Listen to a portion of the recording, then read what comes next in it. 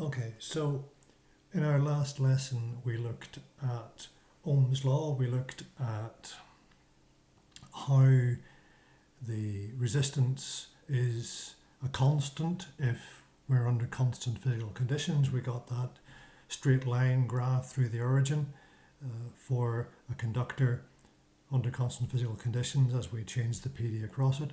So what happens if we don't keep it under constant physical conditions? And what our filament lamp is a piece of wire where we let it get really hot. Gets to about 1200 degrees centigrade or thereabouts inside the lamp. So what happens there is that the resistance increases because the temperature increases. And if we plot the current against the potential difference, because this is our independent variable and this is our dependent variable, then what we get is a graph which is a curve. So from yesterday you'll remember we said that the gradient of the IV graph is 1 over the resistance. So R is increasing here because the gradient is decreasing.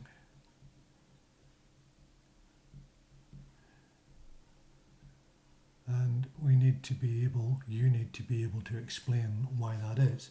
Now actually I need to be able to draw this graph. I should have drawn this graph in 4 quadrants.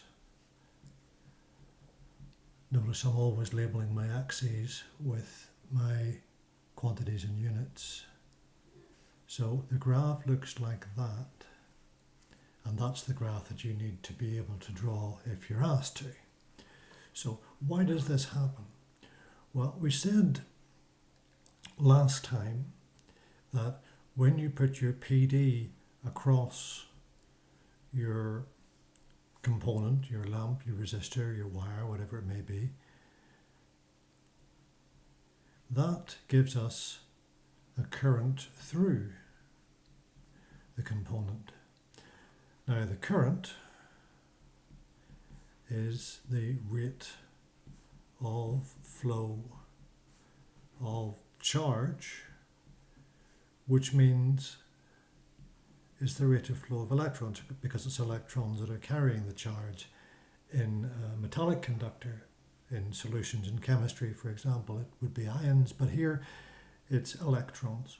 So those electrons, if you imagine your conductor as being made up of a bunch of ions, and ions is the right word to use here, not atoms, and you have your free electrons.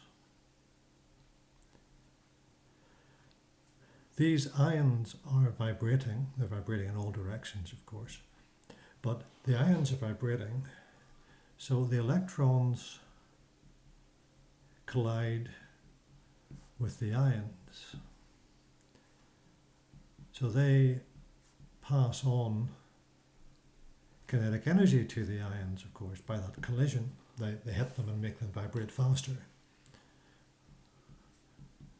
Now they were vibrating before the electron collided with them. So you can't say they start to vibrate, they do vibrate faster.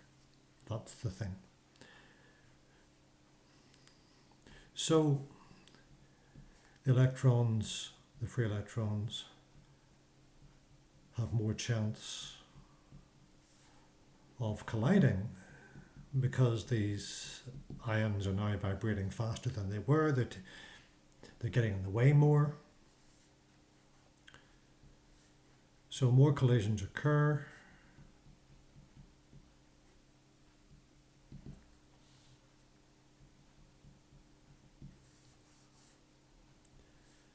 So the resistance has increased.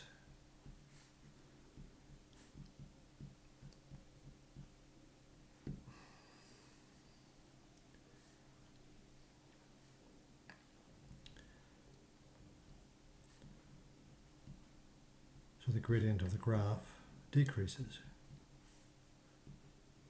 Now I missed a point in all of that. Up here, I should have said, so the temperature rises.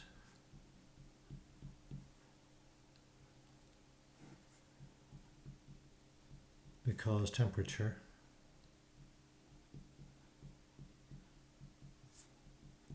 is a measure of the average kinetic energy of the molecule. So if you increase the kinetic energy, you're increasing the temperature. So you have a filament lamp. When you put a PD across it and increase that PD, the current through it increases. But because it's getting hotter, then the resistance is changing, it's increasing.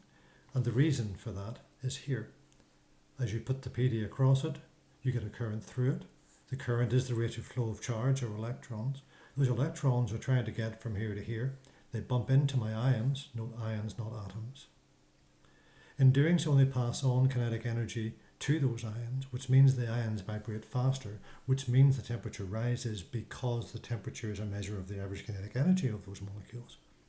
Because they're vibrating faster, the electrons have more chance of colliding with them, so more collisions occur, so the resistance is increased, so the gradient of the graph decreases because the gradient is 1 over the resistance. So there's the graph you need. There's the explanation you need for the filament lamp, and that's the symbol you need.